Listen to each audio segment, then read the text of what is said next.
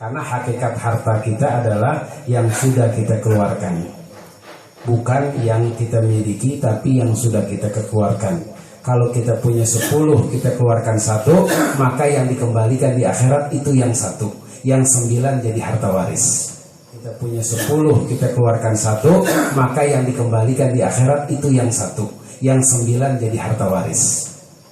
Coba kita pikirkan, yang sudah kita keluarkan, yang kita sudah sedekahin, yang kita sudah amalin, yang kita sudah nafkahin, itu yang akan bakal balik ke kita. Yang kita simpan dan lain sebagainya, itu jadi hak ahli waris, bukan, kita nggak bakal ketemu dengan itu. Makanya orang-orang kadang-kadang kaya di dunia belum tentu kaya di akhirat, ya. Tapi orang-orang yang banyak berderma, banyak berinfak, banyak sedekah, dia bisa kaya dunia, dia makabir, kaya akhirat. nanti mendatangi kuburan. Kalau mati baru tahu tuh kalau harta tidak bisa dibawa ke sana. Mobil kita yang mewah cuma parkir di mana? Di pagar kuburan. Nggak mungkin dikubur bersama kita. Ibu-ibu kalau punya mobil Alphard, pas mati di kain kafan ditaruh di mobil Alphardnya. Nggak mungkin. Pasti mobil Alphardnya cuma sampai di pagar kuburan, setelah itu jadi warisan pulang. Paling lama sejam setelah ngantar kita sudah pulang semua, gitu ya. Nggak bisa. Bukan kebahagiaan di harta. Harta itu akan habis, sampai kata Nabi SAW apa? Di sini dititik poinkan, beliau mengatakan, hartamu yang sebenarnya adalah yang engkau infakkan di jalan Allah, dan hartamu yang cuman samar, gitu kan? Sesuatu yang sekedar hiasan adalah yang engkau habiskan untuk makanan, minuman dan pakaian. Salah satu hal penting dalam pembagian harta warisan adalah, pertama, kita harus menyadari bahwa harta yang kita miliki ini milik Allah Subhanahu wa taala. Kita hanya mendapatkan amanah. Wa atuhum min malillahi alladzi atakum. Yang kedua, kata kunci dalam warisan itu adalah laki-laki. Karenanya kalau punya anak laki-laki, saudara kandung si mayit tidak kebagian, tertutup oleh laki-laki. Inilah puncak daripada filosofi kewarisan ini.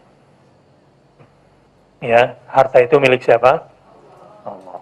Sampai di sini, kalau udah berani ngomong begitu, berarti sesi pertama sudah selesai. Sudah puas, harta milik siapa? Milik siapa? Jadi kalau Allah minta, berapapun yang Allah minta, siap diberikan?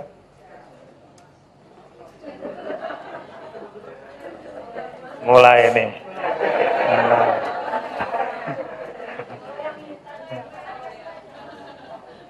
Kalau Allah minta itu dengan mengikuti aturannya, insya Allah cuma segitu yang kita serahkan.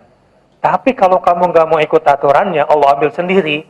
Biasanya pakai kebakaran, pakai begal. Nah, aliman hakim. Allah itu yang lebih tahu tentang ciptaannya.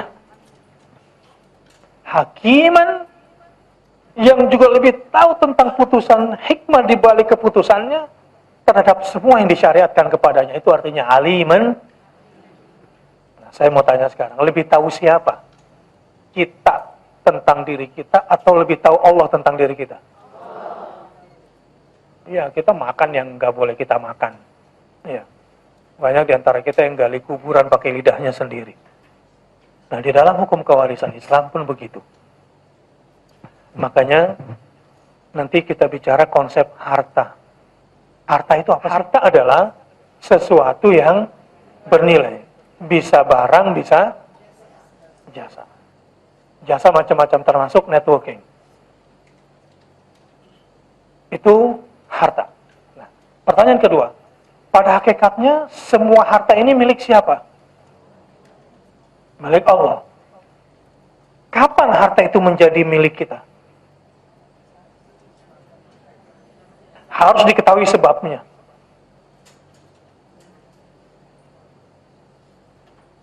Proses pengalihan kepemilikan dari Allah Al-Malik kepada manusia sebagai pemilik, itu harus ada syariatnya, aturan mainnya.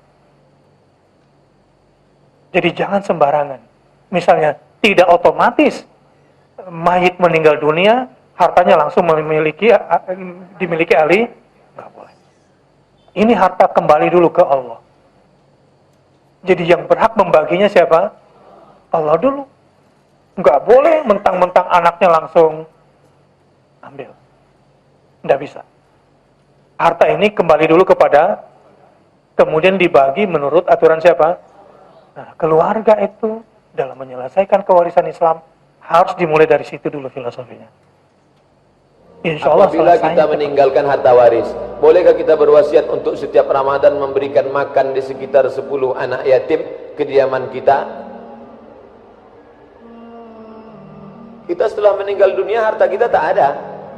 Saya kalau meninggal harta saya habis dibagi ke ahli waris. Lalu kalau saya berpesan, nanti kalau aku mati hartaku, harta yang mana? Hartanya sudah habis. Kalau mau sedekah bukan wasiat, pesan ke anak. Nanti kalau aku mati kalian sedekah ya, itu pesan. Adapun wasiat harta yang mana? Tak ada. Kalau mau wakaf saja. Kita setelah meninggal dunia harta kita tak ada. Saya kalau meninggal harta saya habis dibagi ke ahli waris. Lalu kalau saya berpesan, nanti kalau aku mati hartaku, harta yang mana? Hartanya sudah habis. Kalau mau sedekah bukan wasiat, pesan ke anak. Nanti kalau aku mati kalian sedekah ya, itu pesan. Adapun wasiat harta yang mana? Wasiat agar hartanya tidak diwaris, maka wasiat itu tidak harus dilaksanakan. Sebab waris itu sudah ketentuan Allah. Kalau ada orang tua meninggal, langsung hartanya jadi harta waris. Kalau ada ahli waris. Adapun wasiat tadi agar rumah tidak dijual, ya tidak harus dipatuhi karena kebutuhan. Kalau sudah meninggal miliknya milik sang anak, mau diapain saja. Mau diapain saja.